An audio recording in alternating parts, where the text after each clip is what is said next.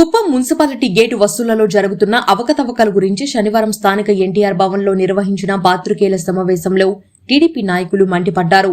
ఈ సందర్భంగా టీడీపీ రాష్ట్ర organising secretary doctor Suresh Babu మాట్లాడుతూ స్థానిక అసెంబ్లీ ఎన్నికల్లో ఎలాగైనా గెలవాలని ప్రజలను మభ్యపెట్టేందుకు కుప్పం మున్సిపాలిటీ వసూలు చేస్తున్న గేట్లు తామే కడుతున్నట్లు వైసీపీ పార్టీ జోరుగా ప్రచారం చేసుకుంటుందని, వాస్తవానికి కుప్పం మున్సిపాలిటీకి సంవత్సరానికి సుమారు ₹1 కోటి వరకు గేట్ ద్వారా వసూలు అవుతున్న తరుణంలో కేవలం 11,80,000 కట్టి పురపాలిక ఆదాయానికి గండి కొట్టి ప్రజలను మభ్యపెడుతుందని వాపోయారు. వీటికి అధికారులు వత్తాసు పలికి పురపాలిక ఆదాయానికి గండిపడినా పట్టించుకోలేదని విమర్శించారు. ఇప్పుడు ఆర్థిక సంవత్సరం మారడంతో చేసేదేమీ లేక అధికారులు పురపాలిక పరిధిలో రోడ్లపై చిరు వ్యాపారస్తుల వద్ద గేటు వసూలు ప్రారంభించారని, ఎన్నికల సమయంలో వసూలు చేయొద్దంటూ అధికార వైసీపీ నాయకులు మున్సిపాలిటీ అధికారులను ఆదేశించడం ఎంతవరకు సమంజసమని వాపోయారు. పలుసార్లు వేలంపాట నిర్వహిస్తున్నట్లు ప్రకటించి జరపకనే ఎవరూ రాలేదంటూ రద్దు చేస్తున్నారని, ఇంతలో ఎంపీ మిథున్ రెడ్డి వ్యాపారస్తుల తరపున గేట్ కడుతున్నట్లు ఎమ్మెల్సీ భరత్ ఎంపీ రెడ్డప్ప ప్రకటించడం, అప్పటి నుండి గేటు వసూలు చేపట్టకపోవడం మున్సిపాలిటీ నిధులకు గండి కొట్టడమే అంటున్నారు. గత సంవత్సరం పురపాలిక ఆదాయం గేటు వసూలు ద్వారా 93 లక్షలు రాగా ఆదాయాన్ని పక్కన పెట్టి నాయకులు ఇచ్చిన 11,80,000 వారి వర్గానికి చెందిన వారికి కట్టబెట్టడం ఎంతవరకు సమంజసమని, తాము అధికారంలోకి రాగానే తగిన చర్యలు తీసుకుని మున్సిపాలిటీ అభివృద్ధికి కావలసిన నిధులను ప్రభుత్వం ద్వారా విడుదల చేపిస్తామని అన్నారు. గమనించాల్సిన విషయం, కుప్పం నియోజకవర్గాన్ని మున్సిపాలిటీ చేసిన తర్వాత కుప్పం నియోజకవర్గంలో కుప్పం మున్సిపాలిటీలో ప్రతిసారి గేట్ కలెక్షన్ అనేది ఉంటుంది. వారపు సంతదోటి, దినసరి కూరగాయల మార్కెట్ ఒకటి, ప్రైవేట్ బస్సులకు సంబంధించిన ఒకటి, అదేవిధంగా నాన్ వెజ్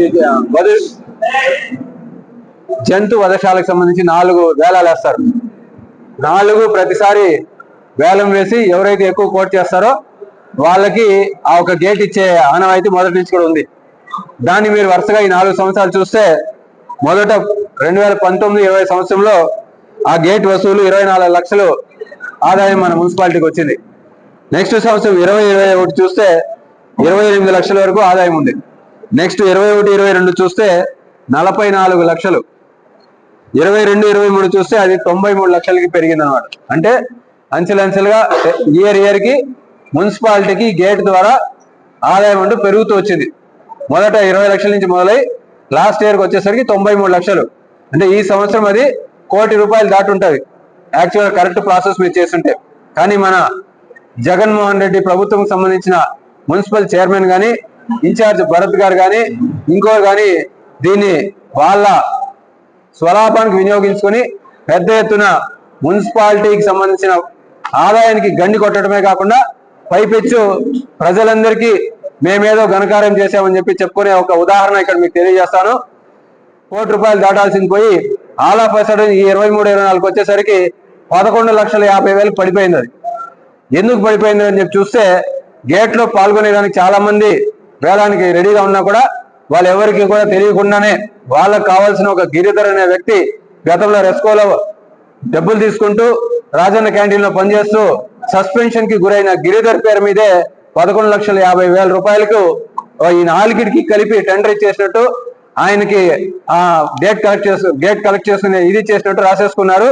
పైపెచ్చు మిథున్ రెడ్డి గారు మిగిలిన 75 లక్షలు ఏదైతే ఉందో దానంతా మిథున్ రెడ్డి గారే కట్టేస్తారని చెప్పి కూడా వాళ్ళ సాక్షి పేపర్లోనే అనౌన్స్ చేయడం మీ అందరూ చూపిస్తున్నాం.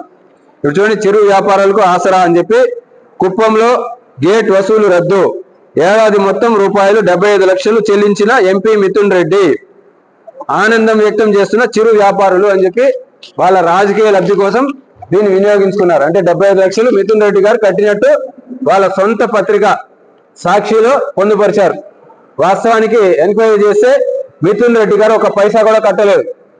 ఒక పక్క మిథున్ రెడ్డి గారు డబ్బులు కట్టకుండా, చిరు వ్యాపారాలని గేట్ కలెక్ట్ చేయకుండా మన మున్సిపాలిటీకి పెద్ద ఎత్తున గండి కొట్టడమే కదా, ఆదాయానికి గండి కొట్టి ఎంతో అభివృద్ధి చెందాల్సిన మన మున్సిపాలిటీ అభివృద్ధిలో వాళ్ళు అనవసరంగా అభివృద్ధిని కుంటు చేయడమే కాకుండా పైపెట్టు జనాల్ని మోసం చేస్తూ వ్యాపారస్తులను మోసం చేసి ఆయన డబ్బులు కట్టినట్టు ఓట్లు దండుకోవాలి.